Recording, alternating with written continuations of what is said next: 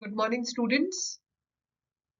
Yesterday we studied about functional groups in carbon compounds.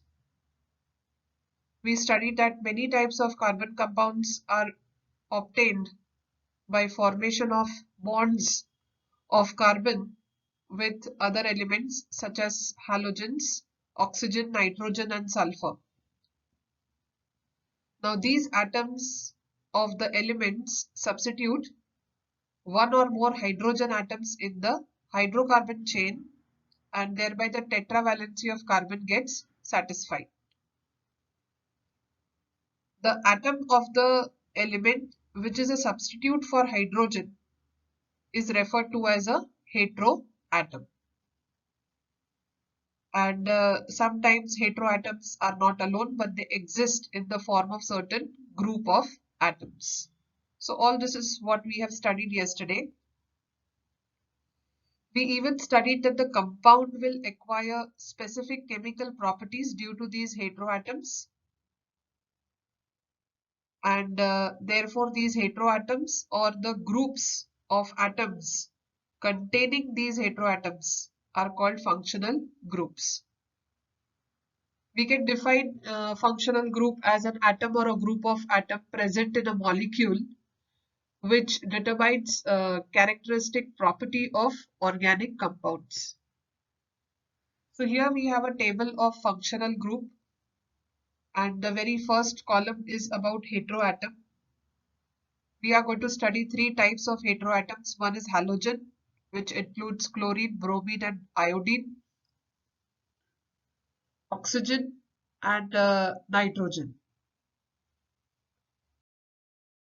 What is a heteroatom? Heteroatom refers to atoms other than carbon and hydrogen.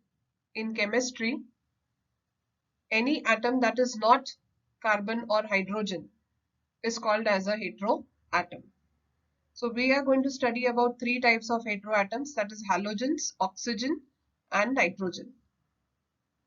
Halogen includes these three, that is chlorine, bromine, iodine. Oxygen is there and nitrogen. Let us now study the very first type, that is halogens. The name that is given to them is halo. Chlorine is referred to as chloro, bromine is referred to as bromo, and iodine is referred to as iodo. So while naming, if we find that there is chlorine, bromine, or iodine which is a functional group, it is being used as a functional group in any compound, then while naming, if there is chlorine, it is called as chloro. If it is bromine, we will use the term bromo, and if we find iodine in the compound, then we will use the term iodo. It has got the structural formula chlorine, bromine, iodine. Same way here also chlorine, bromine, iodine respectively.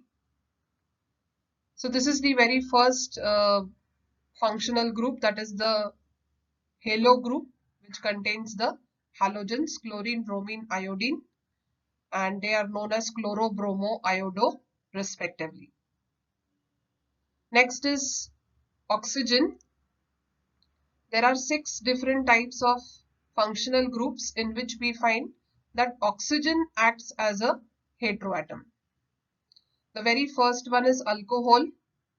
Structural formula is this here, and the condensed structural formula is OH. So you have to remember the condensed structural formula, that is OH here. Then we have aldehyde group, which is CHO, C double bond O here and single bond H. Condensed structure is CHO. Here also oxygen, we find that it is a heteroatom. Alcohol also, here we had the oxygen as the heteroatom. Third is ketone, that is C double bond O or CO. Again oxygen, here we can see it's a heteroatom. Carboxylic acid, C double bond O single bond OH here, and it is having a structural formula COOH. Again, oxygen is heteroatom.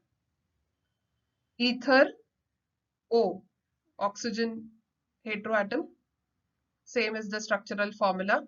Esters, C double bond O, single bond O, or COO. So here esters also have oxygen as the heteroatom. So these are the 6 functional groups: alcohols, aldehyde, ketone, carboxylic acid, ether, and esters, which have got oxygen as their heteroatom. The last is nitrogen. It is present in amines group, or amines you can call it as. So here we have the structural formula NHH, and condensed structural formula is NH2. Here we have nitrogen as the heteroatom. So you have to remember the structural formula as well as the condensed structural formula. It can be asked to you for 2 marks, and you will be expected to write down the structural as well as the condensed structural formula. Now, what are these functional groups going to do? They are going to be taking the place of one or more hydrogen atoms in the hydrocarbon chain, and they will satisfy the tetravalency of the carbon atom. So you have to attach an alkyl group to the functional group. So you have to go on attaching a alkyl group, which we have studied earlier, which is going to have a general formula CnH2n plus 1. So using this formula, you get the alkyl group, and to that we attach the functional group, because it is already having one hydrogen atom less as compared to the corresponding alkane. You can just go back and revise that particular slide of alkyl group for better understanding. We have a few examples where we make use of 2 alkyl groups. Like here in ketones, we attach 2 alkyl groups on either side of carbon here. Even in ethers, we have 2 alkyl groups, and in esters here 2 alkyl groups. Rest we have only 1 alkyl group. So this is about the functional group.